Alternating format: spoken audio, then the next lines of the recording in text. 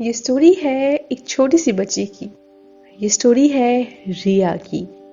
रिया जिन्हें बचपन से सपने देखने का शौक था, जिंदगी को अपने तरीके से जीने का शौक था। शौक था कि लोग उन्हें उनके नाम से जाने, उनके काम से पहचाने। जब हम छोटे बच्चे होते हैं, we all have pronunciation issues, और अगर आपके घर में कोई बच्चा है that you would be able to relate कि वो कैसे रोटी को तोती, गूगल को तूगल और घोड़ा को घोड़ा बोलते हैं।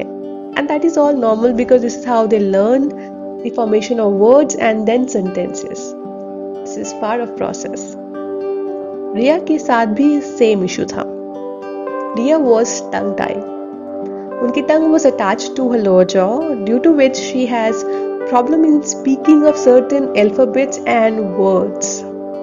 जब भी वो घोड़ा को घोड़ा बोलती, सब हंसते, और इस छोटी सी बच्ची को समझ ही नहीं आता that how to deal with that situation. वो गुस्सा करती, सबको रोकती, and she started working on her words and on her pronunciation, due to which समय के साथ चीजें ठीक हुई.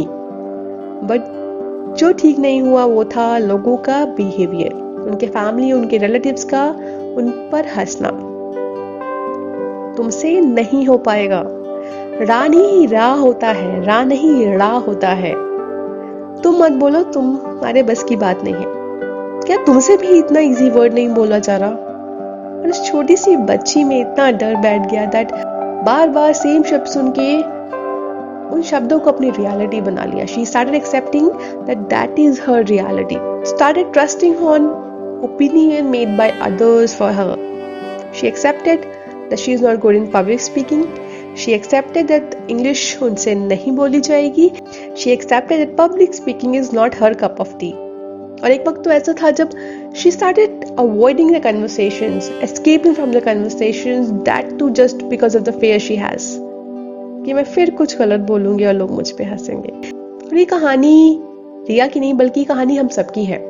हम सब दूसरों के ओपिनियन को, दूसरों के दिए गए टैग्स को इस तरीके से जकड़ के रखते हैं that we forget who we are. But there is one thing which keep that fire ignite in her, and that was her dream. एक टाइम ऐसा था जब रिया के सामने दो रास्ते थे, एक जो उनके सपनों तक लेके जाता था और दूसरा जो उनके fears का रास्ता था. And that was the moment she decided to work on her fear. उन्होंने अपने सारे fears लिखे and one by one she started working on it. और उसे इसमें सबसे पहला fear था public speaking. She joined all communities, club and organization where she can work on her communication skills and all that fear which she's been holding from her childhood. Slowly she started working on her communication skills and then she realized communication skills में तो problem थी ही नहीं. It was all her believe she made for herself. Even there is a time where वो अपने खुद के write up को देख के हैरान हो जाती है. She used to ask herself, ये मैंने लिखा है?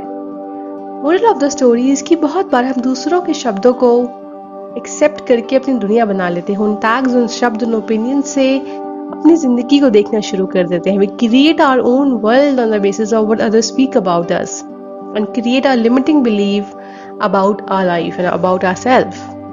And I guess our ultimate goal of life should be to pick such situations and keep removing them until we become the best version of ourselves. So now onwards, make sure that you identify such negative beliefs, such limiting beliefs that you have for yourself, and tell yourself that this is not true. I hope you like this part of life series by Navgatha. If you like it, share it, subscribe to my channel and do share it with your friends, family and your siblings because अच्छी चीज़ों को share करना अच्छी बात होती है. Till then, खुश रहो, मस्त रहो और मेंटली स्वस्थ रहो.